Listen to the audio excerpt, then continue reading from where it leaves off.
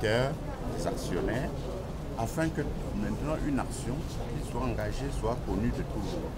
Et c'est ainsi qu'au courant de la semaine, une mini-assemblée générale, si on peut dire, chargée surtout d'effectuer des recouvrements ou de sensibiliser tous ceux qui peuvent, à l'heure actuelle, comme c'est urgent, rembourser leurs dettes tout parti, afin que nous puissions effectivement faire un planning et un calendrier, un agenda concret pour augmenter la capacité actuelle de Cofines, c'est-à-dire de la structure de liquidation.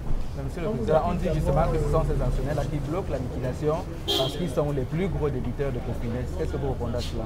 Oui, bon, on peut pas dire, moi je ne peux pas dire qu'il y a quelqu'un qui bloque la liquidation. Vous savez que quand vous devez de l'argent, vous devez avoir des disponibilités pour venir les payer. Vous pouvez les avoir parce que vous avez des revenus, vous pouvez les avoir parce que vous avez vendu un certain nombre de biens pour le faire au cas où vos revenus habituels et normaux ne vous le permettent pas.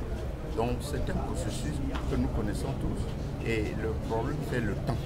C'est le temps qui est imparti, mais je voulais apporter ma contribution à la suite de ce que dit le ministre. Vous dit que les épargnants seront remboursés dans tous les cas. On va recouvrer ce qu'on va recouvrer et avec tous les moyens que la loi nous autorise pour que les épargnants soient désintéressés. Ce n'est pas pour rien que depuis 3 ans, la société est régie par une administration provisoire et bientôt la liquidation et qui a tenu debout puisque jusqu'à maintenant, vous n'aviez jamais vu un client, un déposant dire qu'il est venu pour décaisser son argent et on ne l'a pas payé. C'est à cause de la fermeture que ce problème s'est posé.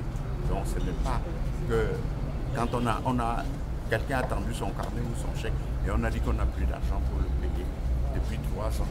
Moi je me dis que c'est parce qu'il y avait du solide et ce solide devrait continuer. Justement, à combien se chiffrent les fonds disponibles aujourd'hui?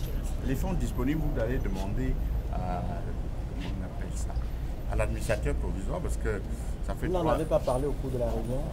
Non. Vous ne savez pas de combien dispose l'Assemblée actuellement?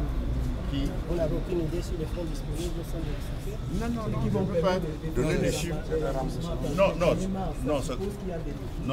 Non, ce que j'avais vu, c'est qu'il n'y avait pas dans cette réunion avant à peu près 500 millions déjà qui devaient être disponibles et les gens qu'on devait payer dans la fourchette définie par le ministre, ça devait faire vers les 473 millions.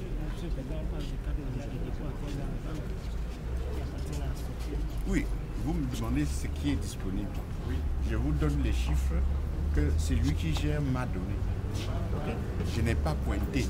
Moi aussi, j'espère qu'il y en a plus que ça, mais qui demande du temps. Parce que si c'est un bon de caisse, il faut aviser avant qu'on puisse le casser, comme on dit, pour le rendre disponible et le reverser dans votre compte qui permettra donc d'effectuer les paiements. Au cours de la réunion, est-ce que vous avez discuté avec M. le ministre de la possibilité d'éviter la liquidation? Est-ce que c'est pour être abordé? Bon, j'avoue que ce point en tant que tel n'a pas été formellement débattu, mais on espère qu'avec le début de paiement, c'est aussi pour pouvoir éviter qu'on ne ferme les portes définitivement de cette établissement. Oui, bon, écoutez,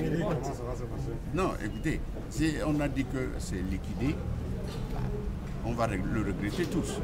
Mais je dis tout simplement que dès lors qu'une entreprise fait des efforts pour payer ses dettes, on devrait songer à ce qu'elle vive. Parce que si elle vit, ça redonne aussi confiance à tout le monde et on peut repartir du bon pied et résoudre nos multiples problèmes. Vous pensez que les gens ont aussi confiance? Je ne sais pas. Vous savez, la confiance, ça ne se décrète pas. On peut toujours espérer. Des fois, vous croyez qu'on vous fait confiance, on ne le fait pas. Des fois, vous